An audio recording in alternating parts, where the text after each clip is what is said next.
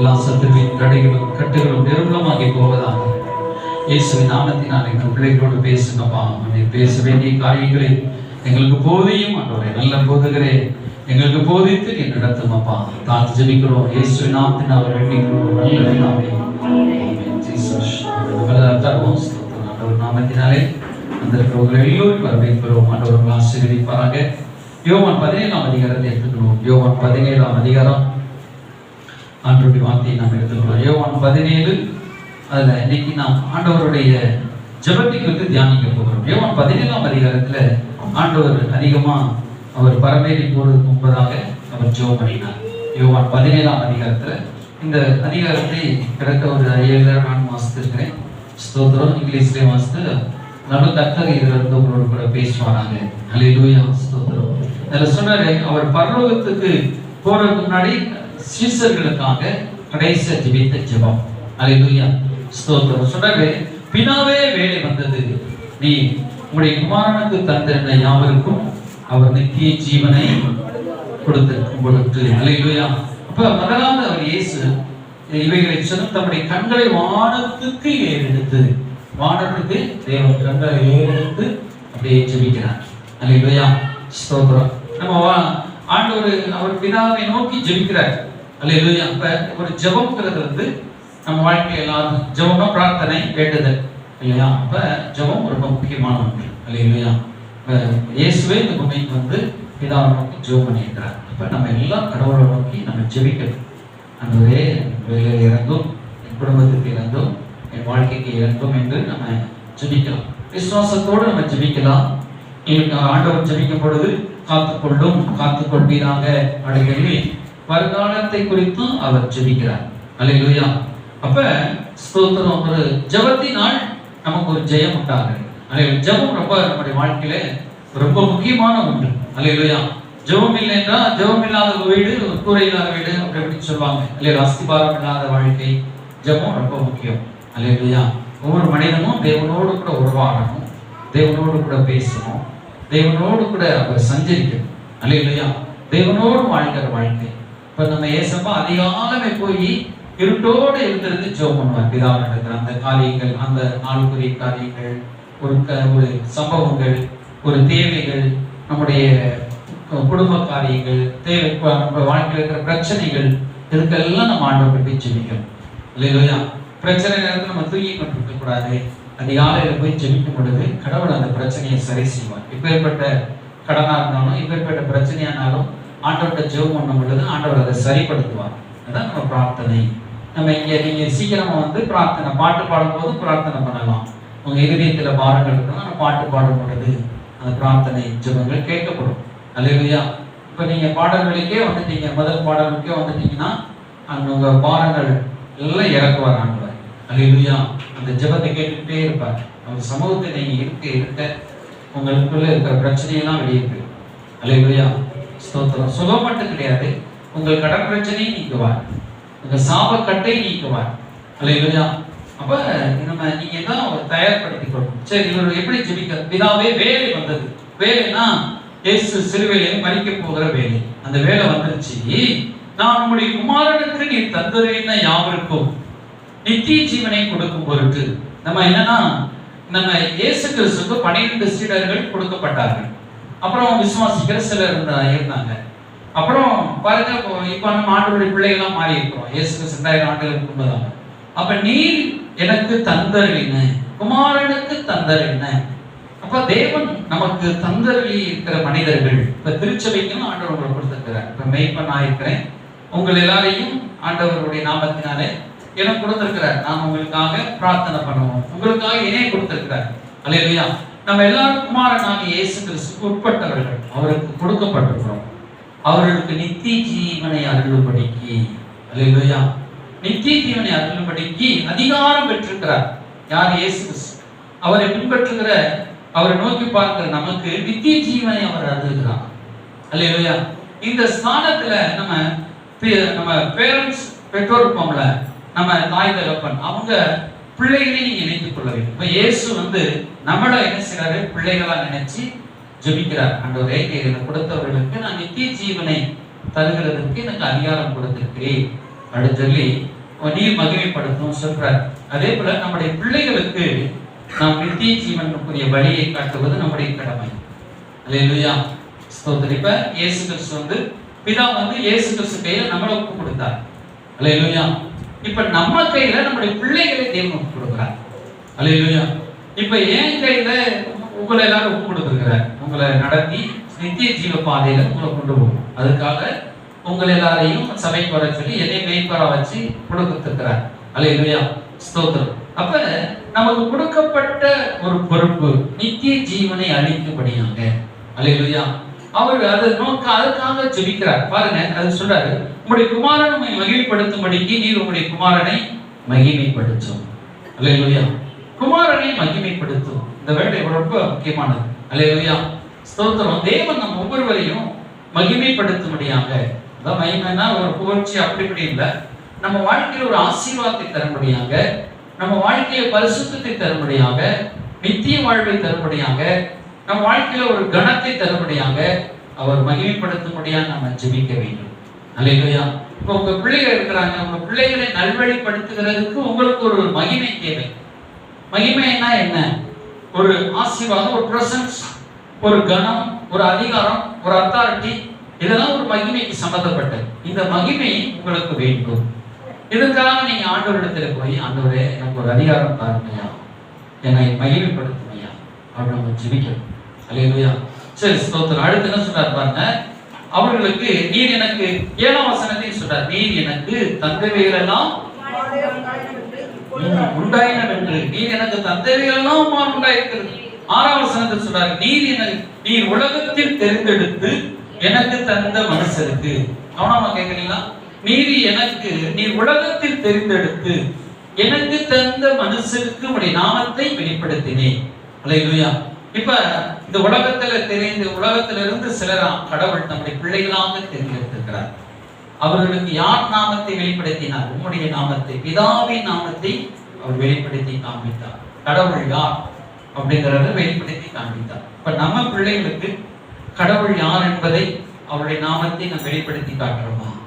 நம்ம பிள்ளைகளுக்கு கடவுளுடைய நாமத்தை நாம் வெளிப்படுத்தி காட்ட வேண்டும். அல்லேலூயா. கடவுள் யார், எப்படிப்பட்டவர் சொல்லி அவரை பற்றி எல்லாவற்றையும் காட்ட வேண்டும். அல்லேலூயா. இந்த உலகத்தை நம்ம சொத்து சம்பாதிச்சிக்கிறோம், எல்லாத்தையும் சம்பாதிக்கிறோம். ஆனா கடவுளை காட்டுறோமா? கடவுளை தான் முதலாவது காட்டணும். அப்படிதான் பிள்ளை எவ்வளவு சொத்து சம்பாதி பண்ணாலும் அதை வீணடிக்காது, அதை பாவத்திலே செலவழிக்காது, பாதுகாப்பு. அல்லேலூயா. கர்த்தருக்கு பயப்பட பயமே ஞானம் என்று சொல்லப்பட்டிருக்கு. அல்லேலூயா. சரி, ஸ்தோத்திரம். சொன்ன ஆண்டவர் இந்த உலகத்தை தெரிந்தெடுத்து ஆத்துமாக்களை நமக்கு தருகிறார். இப்ப நீங்க சர்ச்சை வரீங்க, அங்க ஒரு இடத்துல இருந்து வந்திருக்கீங்க, ஒருத்தர் அல்லவட்டில இருந்து வந்திருக்காங்க, ஒரு சிலர் இங்கிட்டு இருந்து வந்திருக்கீங்க, காந்தினர், கேகஸ்டர், ஒருத்தவர் கொஞ்சம் தள்ளி, இப்படி அங்கங்க தெரிந்தெடுத்து வந்து உங்களை கொண்டு வந்து வச்சிருக்கிறார்.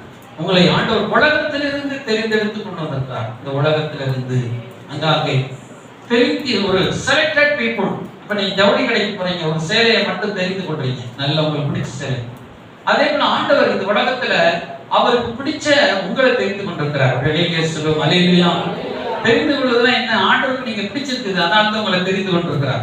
உலகத்துல எத்தனையோ பேர் இருக்கலாம், அவங்கள ஆண்டவர் தெரிந்து கொள்ளல, நான் உங்களை தெரிந்து கொண்டேன். அதே யோவான் 15 அதிகாரத்தில் சொல்றார் பாருங்க. யோவான் 15:16 சொல்றார், நீங்கள் என்னை தெரிந்து கொள்ளவில்லை, நான் உங்களை தெரிந்து கொண்டேன்.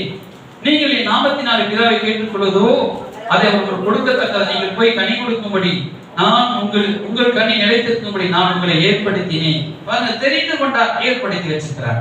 அல்லேலூயா. இப்ப ஆண்டவர் நம்மள எதுக்காக தெரிந்து கொண்டார்? அல்லேலூயா. You are a selected people. அல்லேலூயா. நீங்க ஆண்டவரால் தெரிந்து கொள்ளப்பட்ட மக்கள். நீங்க ஒவ்வொருவரையும் தெரிந்து கொண்டிருக்கிறார். எதுக்காக தெரிந்து கொண்டார்? கடவுள் ஒரு மனுஷனை தெரிந்து கொள்வார்னா எவ்வளவு ஒரு பெரிய ஒரு சந்தோஷம். அல்லேலூயா. ஸ்தோத்திரம். எஸ்தர் ராஜாத்திய அந்த 120 நாடுகளுக்குரிய மன்னன், அகாஸ்வேர் மன்னன், எத்தனையோ ஸ்திரீகள், நூற்றுக்கணக்கான ஸ்திரீகள் இருக்கிறாங்க. ஆனா ஒரு ஸ்திரீ, இந்த எஸ்தர் மட்டும் ராஜ மேன்மை பதவி, ராஜாத்திங்கிற பதவி. அல்லேலூயா. அவருடைய கட்டளைகளை தயவு கிடைக்க பண்ணினான் கடவுள் கர்த்தர். அல்லேலூயா. இப்போ உங்களை தெரிந்து கொள்ளணும்னா உங்க மேல ஆண்டவர் ஒரு தயவு வச்சிருக்கிறார். அல்லேலூயா. நீங்க தயவு இல்லாம இங்க வரல, கடவுள் உங்க மேல தயவு வச்சிருக்கிறார், கருணை வச்சிருக்கிறார், இறக்க வச்சிருக்க, உங்களை தெரிந்து கொண்டார். அல்லேலூயா. நீங்க ராஜாக்களாக, ராஜாத்திகளாக, தெரிந்து கொள்ளப்பட்டவர்கள், லேவியராக உங்களை தெரிந்து கொண்டார். அல்லேலூயா. இப்ப தெரிந்து எடுத்து எனக்கு தந்த மனுஷருக்கு, அல்லேலூயா, சுத்தரப்படி நாமத்தை வெளிப்படுத்தினேன். அதே போல உங்க பிள்ளைகளை கடவுள் உங்களுக்கு கொடுத்திருக்கிறார். தெரிந்தெடுத்து உங்க பிள்ளைகள் கொடுத்திருக்கிறார். அந்த பிள்ளைகளுக்கு நீங்க அவருடைய நாமத்தை அறிவிக்கணும், அவருடைய வழியை நீங்க காட்டணும். அல்லேலூயா. அடுத்து என்ன சொல்றாரு? அவருடைய வழியை நம்ம காட்டணும். அப்படியே நாமத்தை வெளிப்படுத்தினேன், அவர்கள் உம்முடையவர்களாய் இருந்தார்கள், அவர்களை எனக்கு தந்தி. அல்லேலூயா. இப்ப ஒரு குழந்தைக்கு யார் கடவுள்னா, முதல் கடவுளுடைய முகத்தை வந்து தாய் தகவல் முகத்துல தான் பிள்ளை பார்க்கும். புரியுதா உங்களுக்கு? நீங்க எப்படி இருக்கீங்களோ அப்படியேதான் உங்க அம்மா கடவுள் இருப்பாங்க. அந்த பிள்ளைக்கு முதல் தெரியும். பச்சை பிள்ளைக்கு இப்ப வளர்ந்த பிறகுதான் பிள்ளைக்கு தெரியும், இதுக்கு தாயே, இது வந்து தாய் இல்ல. இப்ப தாயே வேற மாதிரி நினைக்கிற பிள்ளைகளாக மாறி போச்சு. தாயே நமக்கு எதிரிதான் அப்படின்னு பிசாசு மாத்திரம் இல்லையா? இல்லையா? அப்ப இப்படிப்பட்ட சூழ்நிலை எல்லாம் மாறுது, உலகம் மாத்துது. ஆனா முதல் பிறந்தன தாய் முகத்தை பார்க்கணும், தாயினுடைய அன்பு கரிசனை, தாய் நம்மளை கிறிஸ்துக்குள்ள கடவுளுக்குள்ள வழிநடத்தும். அந்த பிள்ளையே நம்பி பிள்ளையே கர்த்தர் கொடுக்குறார். அல்லேலூயா. நீங்க உங்க பிள்ளையை கடவுளிடத்துல கொண்டு வரீங்களா? உங்க பிள்ளையை கடவுள்கிட்ட கிட்டி சேர்க்கிறீங்களா? அல்லேலூயா. நீங்களே தாறுமாறா அங்கிட்டு ஓடுனீங்கன்னா நீங்க கடவுள்கிட்ட கிட்டி சேர்க்க முடியாது. நீங்க முதல் கிட்டி சேரும் கடவுள்கிட்ட. பயபக்தியா நீங்க ஜெபிக்கிறத உங்க பிள்ளை பார்த்து ஜெபம் பண்ண பழகிக்கொள்ளணும். அல்லேலூயா. நீங்க கடவுளுடைய பிள்ளையா மாறி, கடவுளுக்கு உகந்தவர்களா மாறி பாடுபடுதுதான் உங்க பிள்ளை அதை ஃபாலோ பண்ணும். அப்பயும் சில பிள்ளை தவறி போயிருது, ஆனா சீக்கிரம் வந்துடும். அல்லேலூயா. ஸ்தோத்திரம். அப்ப நம்மளை தெரிந்தெடுத்து கொடுத்த பிள்ளைகள் சொல்றாங்க, நீர் எனக்கு தெரிந்தெடுத்த பிள்ளைகள். அதுல என்ன சொல்ற, ஒரு சிலர் தவறி போயிறாங்க. அதையும் சொல்றாரு, நீர் எனக்கு தெரிந்து கொண்டவரை நான் காத்து கொண்டேன். இரண்டாவது காரியம் என்ன சொல்றாருன்னா, நான் அவர்களை காத்து கொண்டேன். நம்மளை காக்கிறவர். அதான் அவர் சொல்றாரு, நீர் எனக்கு தந்தவர்களை நான் உடைய நாமத்தினாலே காத்து கொண்டேன். அந்த வசனத்தை நீங்க எடுத்துக்கொண்டு பாருங்க. ஸ்தோத்திரம். அவர்கள் நீர் எனக்கு கொடுத்தவர்களை 12 வசனத்தை வாசிக்கலாம். 12 வசனம் சொல்றாரு, நம்முடைய நாமத்தினாலே காத்து கொண்டேன். அவர் நம்மளை காக்கிறவர். அல்லேலூயா. ஸ்தோத்திரம். எதனால காக்கிறவர்?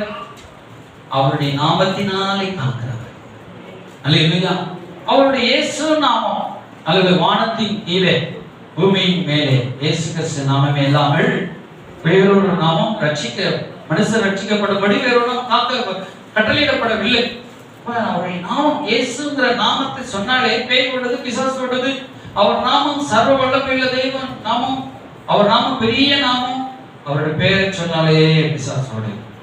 அல்லேலூயா, ஸ்தோத்திரம். அப்ப நம்ம சில ரவுடிகள்லாம் இருக்கிறாங்க வச்சுக்கோங்க ஏரியாவுக்கு வரும் பொழுது. அப்ப இவர் தான் எங்க ஏரியாவில் பெரிய ரவுடியா இருந்தாலும் அந்த தெருவில் இருக்கிற முக்கியமான ஒரு பேரை சொல்லிட்டாங்க ஓடி போயிடுவோம். இப்போ அவர் கூட சண்டை போட முடியாது.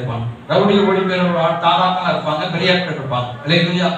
அதே போல ஆண்டோட நாமத்தை நம்ம சொன்னா போதும் பிசாசு ஓடிடுமா, பேய்கள் ஓடிடும், வியாதி ஓடிடும். அவர் நாமத்தை சொல்ல சொல்ல சொல்ல சொல்ல. அல்லேலூயா. இயேசு நாமம், இயேசு நாமம். அல்லேலூயா. இயேசுவின் ரத்தம் ஜெயம். இயேசு கிறிஸ்து எனக்குள்ளே இருக்கிறார், இயேசு எனக்குள்ளே வாழ்கிறார், இயேசு எனக்குள்ளே ஜீவிக்கிறார். அப்படி இயேசுவே அப்படி சொல்ல சொல்ல சொல்ல சொல்ல பிசாசு வர தீமைகளாம் ஓடிட்டு. அல்லேலூயா, ஸ்தோத்திரம். அவர் நாமம் சொல்ல சொல்ல பேய்கள் எல்லாம் ஓடிட்டு. அப்ப அதான் சொல்றாரு, உம்முடைய நாமத்தினாலே நான் காத்துக்கொண்டேன். அல்லேலூயா. அப்ப நம்மளையும் நம்ம சார்ந்தவர்களையும் அவருடைய நாமத்தினாலே காக்கப்படும். ஒரு வல்லமையுள்ள நாமம், உயர்ந்த நாமம், விண்ணிலும் மண்ணிலும் உயர்ந்த நாமம் இயேசு நாமம். அந்த நாமத்தினால் காக்கிறார். அல்லேலூயா. அவர் நாமம், அவருடைய பெயரை சொன்னால் போதும் பாதாளமே நடுக்கும். அப்படிப்பட்ட வல்லமையுள்ள நாமம் தான் இயேசு நாமம். அல்லேலூயா, ஸ்தோத்திரம். இயேசு பெயரை சொன்னா போதும் அண்ட சராசரங்கள் நடுக்கும். அந்த அளவுக்கு ஒரு பவர் கட்டளையிடப்பட்டிருக்கு. அல்லேலூயா. ஒரு வல்லமை, ஒரு பிரசன்னம் கட்டளையிடப்பட்டிருக்கு. அந்த நாமத்தினால் எல்லாம் கூடும். அல்லேலூயா, ஸ்தோத்திரம். உம் நாமம் சொன்னால் போதும் பேய்கள் ஓடுதையா, உம் பெயரால் கை நீட்டினார் நோய்கள் போகுதையா. உம் நாமம் சொன்னால் போதும் நோய்கள் மறையுதையா, உம் பெயரால் கை நீட்டினார் நோய்கள் குறையுதையா. கூடுவே எல்லாம் கூடுவே, உம்மாலே எல்லாம் கூடு.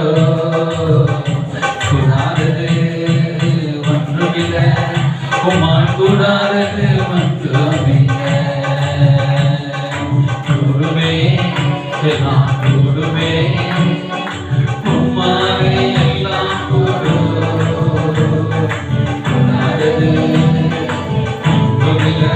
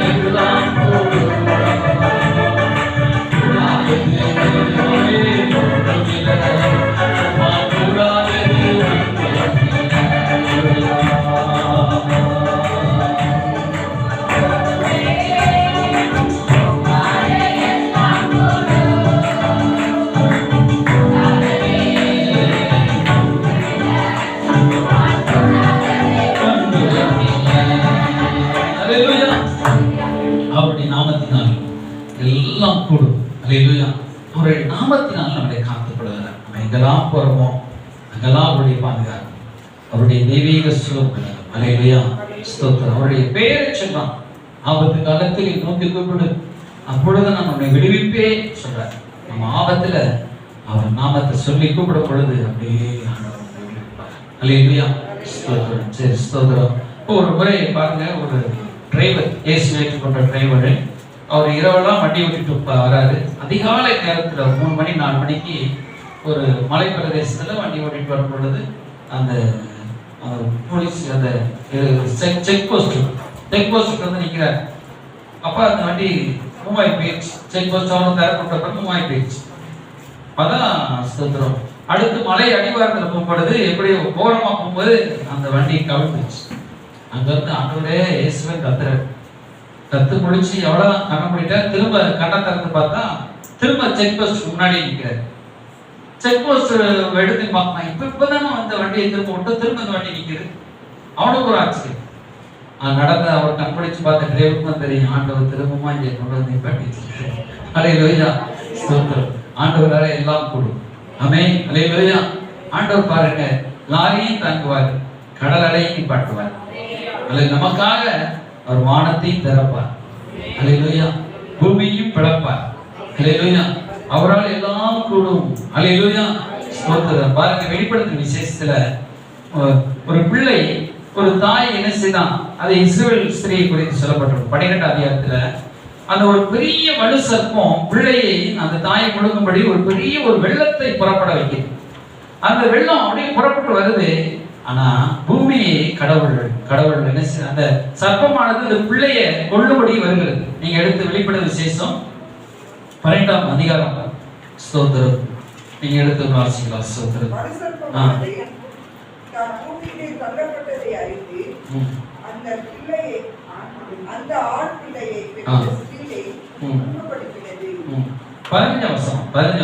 அப்போது அந்த ஸ்திரீயை தன் வாயிலிருந்து ஒரு நதி போன்ற வெள்ளத்தை பின்னாக ஊற்றி விட்டது. அப்ப என்ன செய்யப்பட்டிருக்கிறது பாருங்க, பூமியானது ஸ்திரீக்கு உதவியாக தன் வாயை திறந்து வலுசர்ப்பம் தன் வாயிலிருந்து ஊற்றின வெள்ளத்தை விழுங்கினது. அப்ப அந்த ஒரு ஸ்திரீயை காப்பாற்றும்படியாக. அல்லேலூயா. அப்ப அந்த ஸ்திரீ வந்து இஸ்ரவேலை குறிக்கும், இன்னும் ஒரு சபையை குறிக்கும். பாருங்க, அந்த ஆண் பிள்ளை இயேசு கிறிஸ்து என்று சொல்லப்பட்டிருக்கிறது. அல்லேலூயா. அந்த ஸ்திரீயை காப்பாற்றும்படியாக பூமியே ஆண்டவர் வாயை திறக்க முடிச்சு, அந்த வெள்ளத்தை அது மொழிங்கி போட்டுச்சு. அல்லேலூயா. ஆண்டவர் எப்படி வேணாலும் நமக்காக காரியங்களை மாற்றுவார். அல்லேலூயா. இப்ப காக்கும்படி அவர் நம்மளை காக்கிற தெய்வன், காத்து கொண்டே சொல்றாரு. அப்ப இன்னும் சொல்றாரு, நம்முடைய நாமத்தினாலே காத்துக்கொள்ளும் அப்படின்னு சொல்லி ஜெபிக்கிறார். நம்முடைய நாமத்தினாலே அவர்களை காத்துக்கொள்ளும் அப்படின்னு சொல்லி இந்த யோவான் 17ஆம் அதிகாரத்தை எடுத்துக்கொள்வோம். ஸ்தோத்திரம். அதுல யார் கெட்டு போனா, கேட்டின் மகன் கெட்டு போனானே அல்லாமல் வேறொருவனும் கெட்டு போகவில்லை. இப்ப அந்த 12ஆம் அதிகாரத்தில் சொல்லும்போது சொல்றாரு, யார் கெட்டு போனா அப்படின்னு பார்த்தா அந்த கேட்டின் மகன் யூதாஸ் காரியத்து. 12ல ஒருத்தர் தான் கெட்டு போனான். நம்ம அடிக்கடி பயப்படுவோம். ஆண்டவர், ஒரு பெரிய தேவ மனிதர் வந்து ரொம்ப பயந்தாராம். ஐயோ, நான் வந்து விழுந்து போயிடணும், பாவத்தை விழுந்து போயிடணும், சாபத்தை விழுந்து போயிடணும், அப்படி பயப்படுறாரு. கிறிஸ்துவை எப்படி பின்பற்றுறது, நான் பாவத்தை விழுந்து போயிட்டா தேவன் நாம தூசிக்கப்பட்டிருமே. ஒரு பெரிய ஒரு கிறிஸ்துக்குள்ள நல்ல ஒரு பெரிய ஒரு போதகர், அவரை பத்தி மக்கள் எல்லாருக்கும் தெரியும். இப்போ விழுந்து போயிட்டா ஜனங்கள் தூசிப்பாங்க. ஆண்டவரே, அதுக்கு முன்னாடி என்னை எடுத்துக்கொண்டுப்பான். நான் பாவத்துல விழுந்து, நான் செத்து பாவத்தை விழுந்து நான் வந்து நரகத்துக்கு போற காட்டிலும், இன்னும் மக்கள் எல்லாம் இங்க தூசிக்கிற காட்டுறோம், அப்படி நாமத்தை தூசிக்கிற காட்டினே நல்லபடியா எடுத்துக்கொள்ளுங்க அப்படின்னு சொல்லி ஒவ்வொரு நாள் ஜோம் வரோம். நான் நைட் தூங்குறேன், அப்படியே எடுத்துக்கொள்ளுங்க. அப்புறம் அவங்க அம்மாவெல்லாம் நினைப்பாங்க, நம்ம செத்துட்டேன்னா எங்க அம்மா அழுவாங்களே அப்படின்னு நினைப்பாங்க.